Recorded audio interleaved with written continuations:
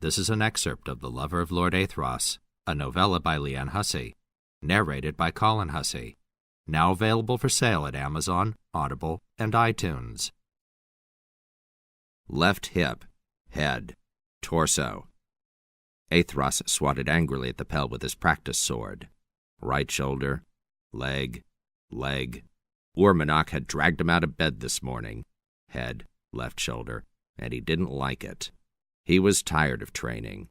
He was tired of sagas.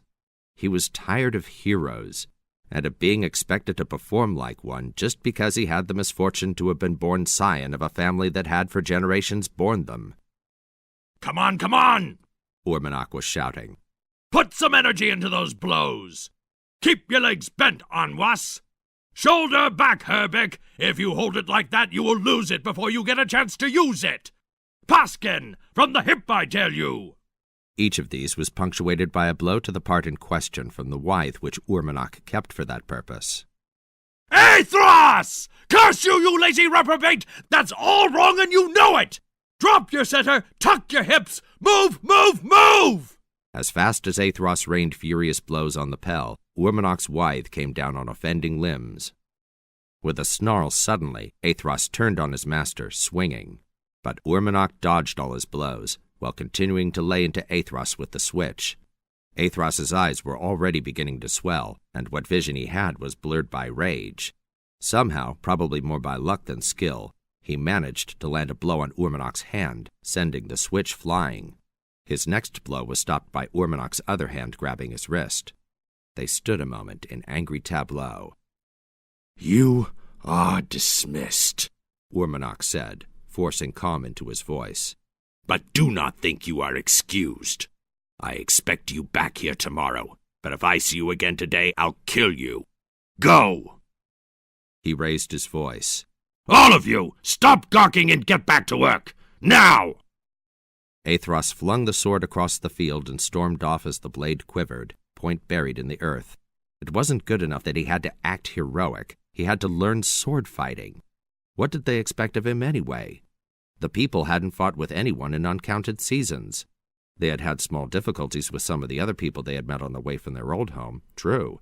But now that they were more or less settled in a new land where there was nobody to fight, it was pointless to train like this. So it was traditional. What of that? Tradition had caused him enough trouble already. Tradition be torched and rotted. He found his feet leading him to the house of his latest lover. What was her name? And he allowed them to take him. From her, at least, he would get some sympathy, a little balm for his wounds, and maybe a little more. He smiled, then winced as the welts on his face flamed with pain. After a while, he was sitting back with a contented sigh in the outer area of her family's house. This girl was much better than the last one.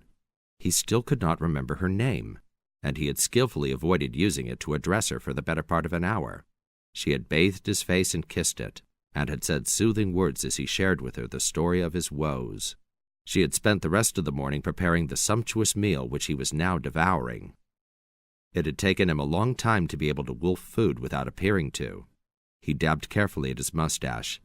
The hand holding the napkin under its cover popped 2 more meatballs into his mouth. He did it for perversity. He did it because no one could seem to decide whether heroes should be coarse or courtly. He did it because it was a lie. They were very good meatballs. She was not a bad cook at all.